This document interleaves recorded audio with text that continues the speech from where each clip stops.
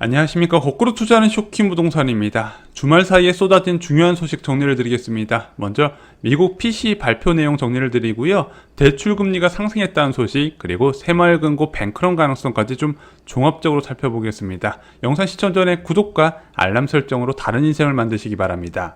7월 1일 멤버십 영상에서요, 청량리 롯데캐슬 하이루츠의 실수자 입장에서 어떻게 접근해야 되는지, 그리고 유주택자 입장에서 이 청약을 어떻게 활용해야 되는지 청약 전략을 분석해 드렸습니다. 그리고 중요한 내용, 갭 투자의 비밀, 갭 투자하는 타이밍과 갭 투자할 때 어떤 것을 노려야 되는지, 그리고 주의사항이 무엇인지, 이거 정말 중요하거든요. 그 내용 쉽게 정리를 드렸습니다. 유주택자, 무주택자 반드시 알고 계셔야 되는 내용이라 생각합니다.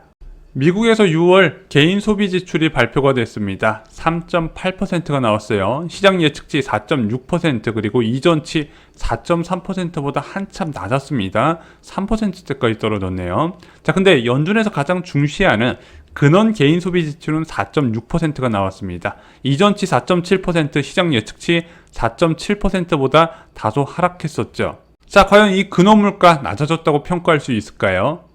자, 보시면 아시겠지만 2023년 상반기 내내 4.6에서 4.7% 박스권이 유지되고 있습니다. 시장 예측치 4.7%보다는 낮긴 했지만 여전히 높은 수준, 물가 안정 목표제 2%를 한참 웃도는 수준을 유지하고 있다는 거죠.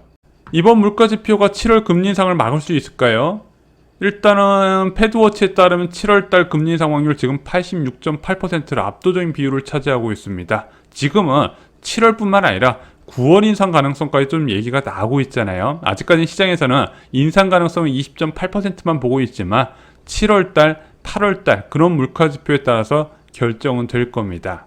자, 미국의 금리에 따라서 한국 환율과 금리도 출렁거리고 있어요. 지금 원달러 환율 1320원대까지 올라갔고요. 10년물 채권 수익률도 3.66%까지 올라갔습니다. 한때 대한민국 국채 수익률이 기준금리 이하로 떨어졌던 거 기억나시죠? 지금 다시 기준금리보다 더 높은 수준을 유지하고 있다는 거죠.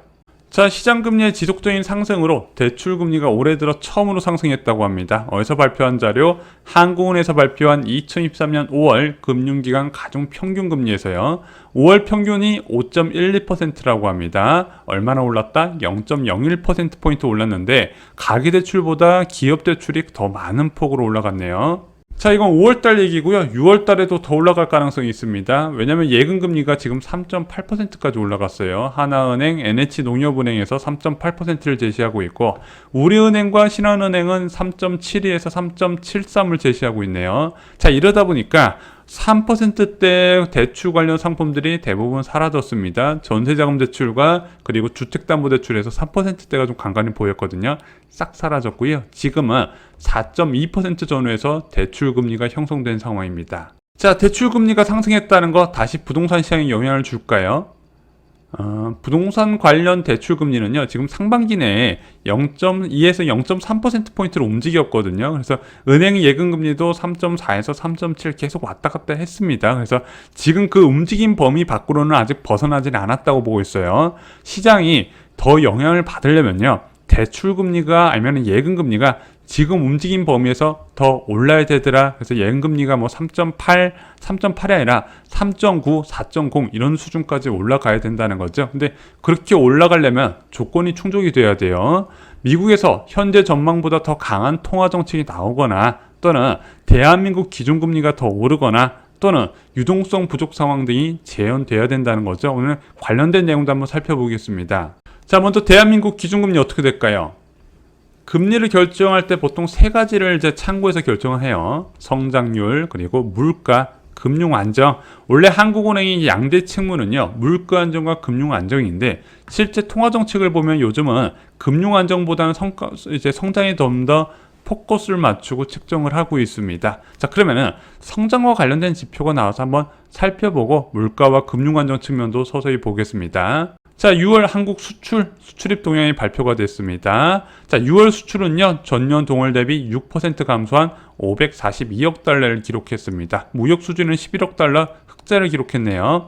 자, 조업일수 고려해서 수출을 봤더니 일평균 10.1% 감소한 것으로 나타났습니다. 자, 정부에서는 수출 시장이 회복된다고 판단하는 것 같아요. 왜냐하면 일평균 수출이 지난 5월에 이어서 23억 달러 이상을 기록하는 등 점차 회복 추세가 나타나더라. 왜냐하면 일평균 수출만 보면은 작년 4분기에는 22.7억 달러였고 1분기 때는 22.4억 달러인데 지금 23억 달러를 넘지 않았냐? 괜찮아질 것이다. 게다가 디램 가격이요, 이제 좀 어느 정도 바닥을 찍지 않았냐, 6월 기준 아니면 7월 초를 바닥으로 올라가지 않을까, 이런 기대가 있어요. 게다가 미국 마이크론 실적이 발표됐는데 그런 기대가 더욱더 커지고 있죠. 그래서 지금 한국은행 입장에서 보면은 성장 때문에 당장 금리를 낮춰야 하는 상황은 아니라고 판단을 하게 될 겁니다. 자, 이제 성장이 아니면 물가하고 금융 안정 쪽을 좀 보면 될 것 같습니다. 7월 4일 날 한국 CPI가 발표돼요. 화요일 날. 자, 지금 한국 CPI 어느 정도 나올 것인가?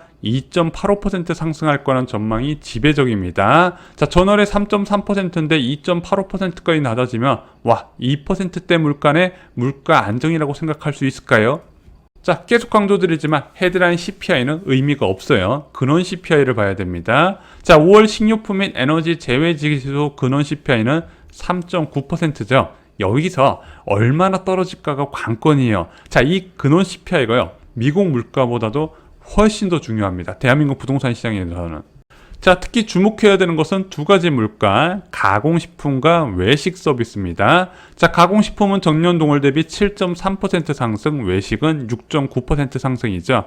대부분 물가 같은 경우는요, 변동성이 크거나 또는 정부가 컨트롤하는 관리 물가 품목이에요. 그럼 실제 한국은행에서 통화정책을 세울 때 수요층 인플레이션 압력이나 앞으로 물가 불안의 지속성을 나타내는 걸 무엇을 보고 판단한다?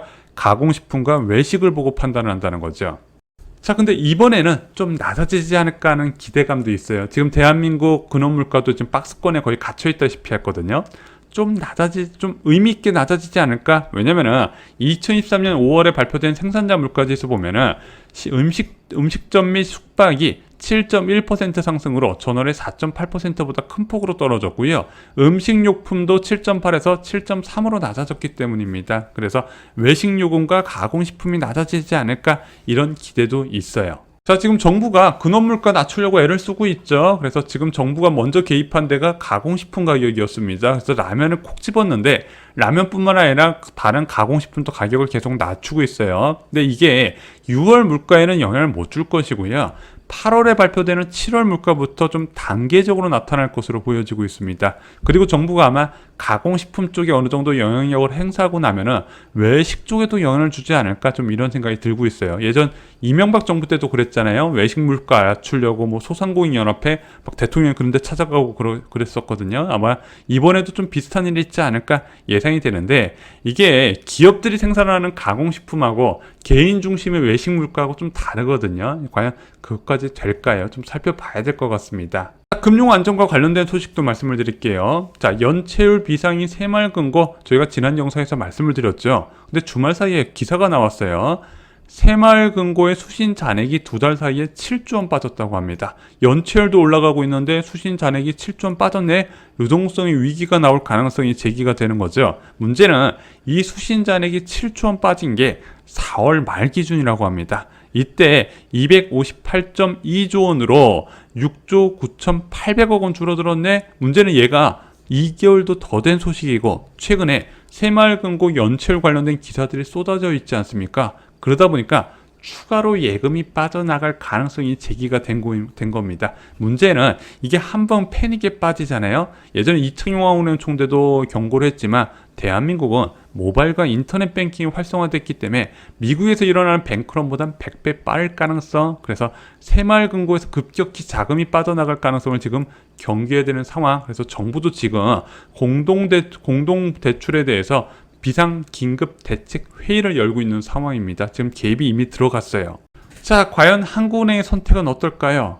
자, 이청용 총재 올해 물가에 중점을 두되 경기와 금융 안정의 상충 관계를 고려하겠다고 얘기했어요. 뭐 경기 쪽이야 이제 바닥 찍고 올라가는 분위기라서 제외를 한다 하더라도 금융 안정 조금 좀 고려를 해야 되거든요. 자, 많은 분들이 야 PF 대출 부실이 커지고 제2금융권에서 붕괴가 일어나게 되면 이건 부동산 시장의 부동산 시장의 악재라고 분류하는데, 물론 유동성 부족 상황이 부동산 시장의 절대 호재는 아니지만 무조건 그렇게 볼 이유는 아닌 게, 예전에 올 3월 달에 미국에서 빅스텝 가능성이 좀 제기가 됐었다가 SVB 사태 같은 은행 뱅크런 사태로 이 빅스텝이 그냥 흐지부지 돼버렸어요. 자, 그런 식으로 통화 정책을 좀 강경하게 내세우는데 저해 요소가 바로 이런 금융 부실 상황입니다. 자, 그러다 보니까 일단은 추가 금리 인상 가능성은 제한되지 않았나, 그렇게도 해석이 가능하게 좀 보셨으면 좋겠습니다. 아직 이 사태가 앞으로 어떻게 될 것이다 딱 단정 짓기는 어렵지만